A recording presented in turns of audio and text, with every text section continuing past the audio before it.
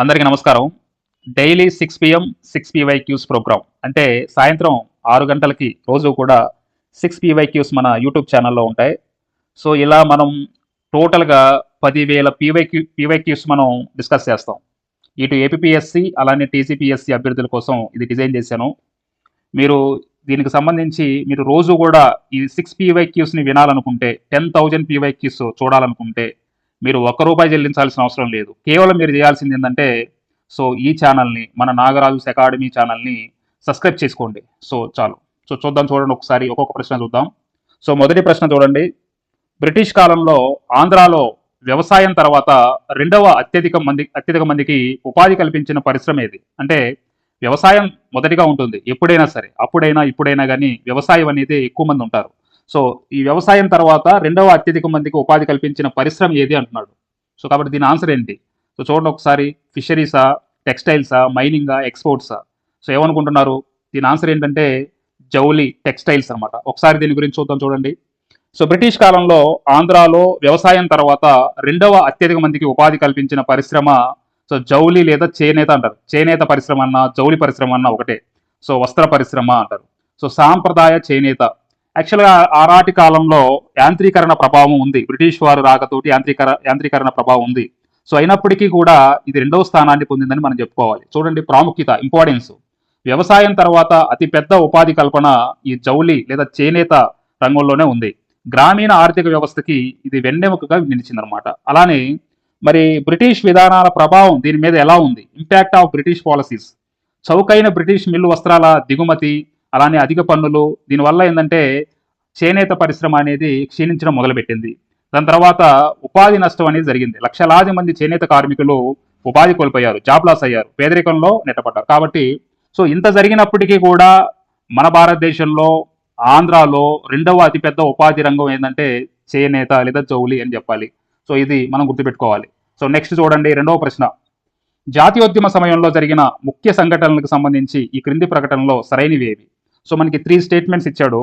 1907లో బిపిన్ చంద్రపాల్ ఆంధ్ర పట్టణాల పర్యటన అనేది జరిగింది. Very good. ఇది మంచి స్టేట్మెంట్ అండి. ఇది పోయిన గ్రూప్ 2లో కూడా దీని గురించి అడిగాడు. 1907లోనే బిపిన్ చంద్రపాల్ ఆంధ్ర పట్టణాల పర్యటన అనేది జరిగింది. మీకు వీలైతే ఇక్కడ ఈ వీడియో చూస్తున్న వారు బిపిన్ చంద్రపాల్ ఆంధ్రాలో ఏ పట్టణాలని పర్యటించాడు అది వరుస క్రమంలో పెట్టండి ఒకసారి. అలానే తెనాలి బాంబు సంఘటన 1909లో జరిగింది. ఇది కూడా కరెక్ట్ స్టేట్మెంటే. అలానే 1919లో బెజవాడలో అఖిల భారత కాంగ్రెస్ కమిటీ సమావేశమైంది. ఇది రాంగ్ స్టేట్మెంట్. ఒకసారి దీని గురించి చూద్దాం. చూడండి.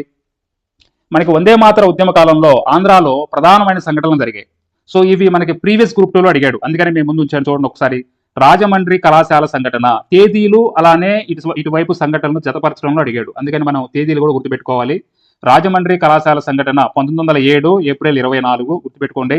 అలానే ఎందుకు ఇది మరి విద్యార్థులు నిరసన జరిగినాయి, తర్వాత బహిష్కరణ జరిగినాయి ఈ రాజమండ్రి కళాశాల సంఘటన వల్ల. అలానే నెక్స్ట్ కాకినాడ దొమ్మి కేసు 1907 మే 31 బ్రిటిష్ వ్యతిరేక ఆందోళనలో హింసాత్మక సంఘటనలు జరిగినాయి దానివల్ల.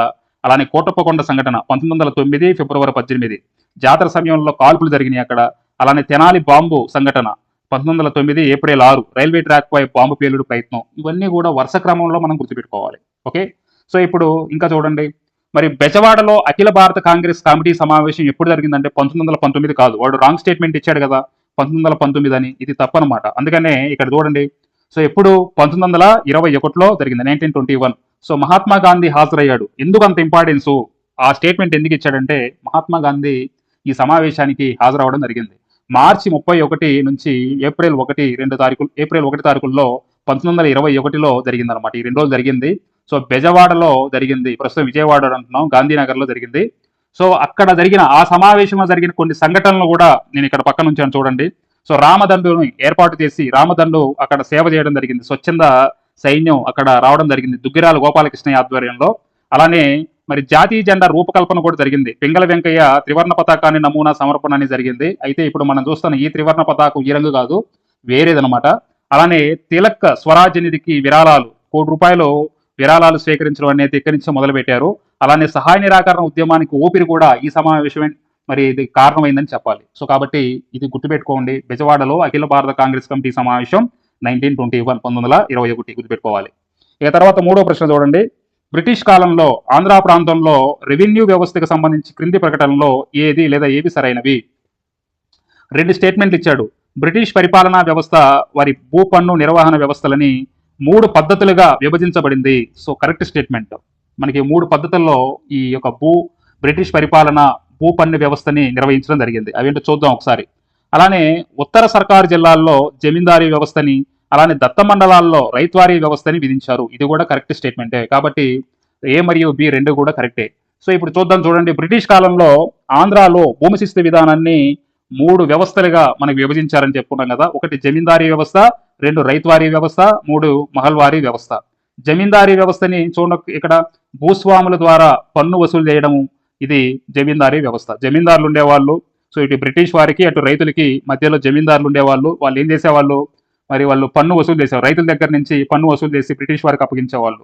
ఇలాంటి జమీందారీ వ్యవస్థ ఉత్తర సర్కార్ జిల్లాల్లో అమలు చేశారు. అదే కదా మనకి స్టేట్మెంట్. అలానే రైతువారీ వ్యవస్థ, యువతల వైపు రైతు, అటువైపు ఇక్కడ బ్రిటిష్ వాళ్ళు ఉండేవాళ్ళు. అయితే రైతువారీ వ్యవస్థలో మధ్యలో ఎవరూ లేకుండా నేరుగా రైతు నుంచి నేరుగా పన్ను వసూలు జరిగేది. ఇది దత్త మండలాలు అంటే రాయలసీమ జిల్లాలు ఉన్నాయి కదా, వాటిలో అమలు చేయడం జరిగింది. సో వీటి నుంచి ఇంకా మనం డెప్త్గా వెళ్ళొచ్చు. రాబోయే క్వశ్చన్స్లో వెళ్దాం దీనికి సంబంధించి. అక్కడ ఎవరు ప్రవేశపెట్టారు ఏంటి ఇలాంటివన్నీ కూడా చేద్దాం. ఒక్కోటి ఇనిషియల్గా నేర్చుకుంటూ వెళ్ళిపోదాం. అలానే మహల్వారీ వ్యవస్థ. సో గ్రామ సమాజం ఉండేది.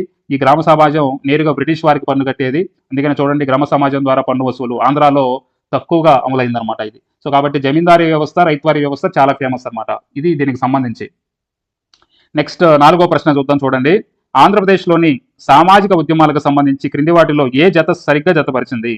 వివేకవర్ధిని కందుకూరి వీరేశలింగం పంతులు గారు, కందుకూరి వర్ధిని లేదు అసలు, చింతామణి రఘుపతి వెంకటరత్న నాయుడు అసలు ఈయన రచన కాదు, ప్రజల స్నేహితుడు మరియు తోటి కార్మికుడు గురజాడ అప్పారావు కాదు. సో కాబట్టి రైట్ స్టేట్మెంట్ ఏంటంటే ఓన్లీ వివేకవర్ధిని, కందుకూరి వీరేశలింగం.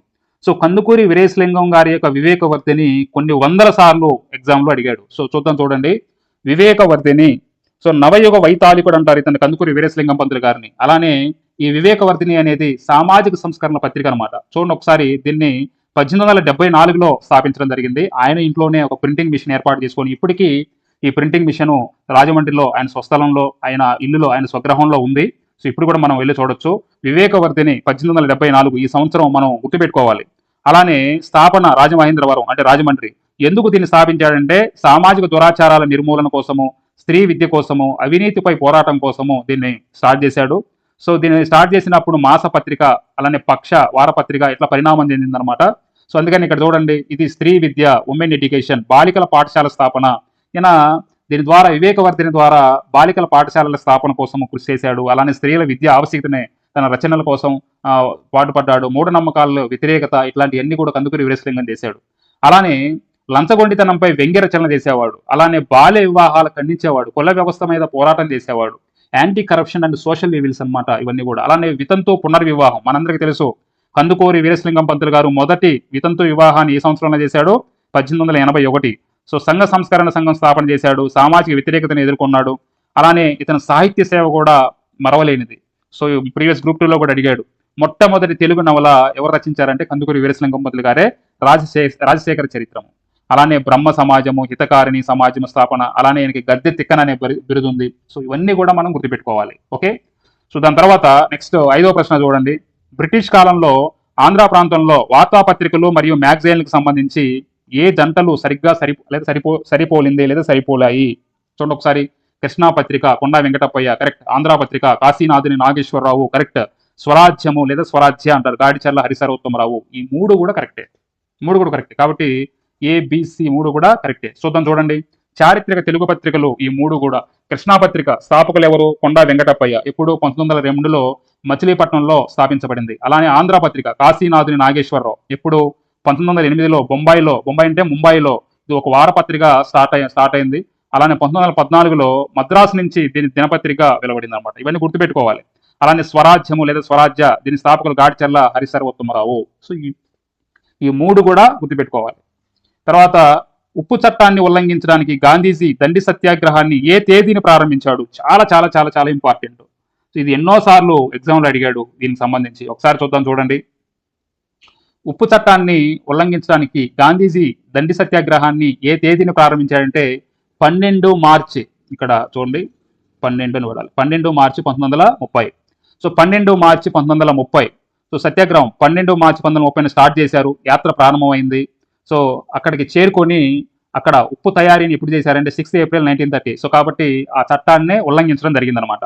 సో మొత్తం కూడా ఉప్పు చట్టం ఉల్లంఘన జరిగింది. సో ముఖ్యమైన వాస్తవాలు ఇక్కడ మనం చూసుకున్నట్లయితే బ్రిటిష్ ఉప్పు పన్నుపై నిరసన జరిగింది. సుమారు 385 కిలోమీటర్లు యాత్ర, 385 అంటారు, 387 అంటారు. సరే 2 కిలోమీటర్ అప్రాక్సిమేట్లీ అక్కడ బీచ్ దగ్గర మనం అటు ఇటు వేసుకోవచ్చు. అలానే వ్యవధి మొత్తం కూడా 24 రోజులు. శాసనోల్లంఘన ఉద్యమం అక్కడే ప్రారంభమైందని చెప్తారు మొత్తం కూడా. సో కాబట్టి 12 మార్చి ఇక్కడ ప్రింటింగ్ మిస్టేక్ పడింది. సో 12 మార్చి 1930 1930 ఇది గుర్తుపెట్టుకోవాలి. సో ఇది మనం ఇక్కడ మనం గుర్తుపెట్టుకోవాలి. దండి యాత్ర ప్రారంభం, దండి సత్యాగ్రహం అంటారు. ఓకే, ఇది దీనికి సంబంధించి మళ్ళీ మనం రేపు మనం మరో 6 PYQs తోటి మళ్ళీ కలుద్దాం. అందరూ కూడా తప్పకుండా సబ్స్క్రైబ్ చేసుకోండి. Thank you.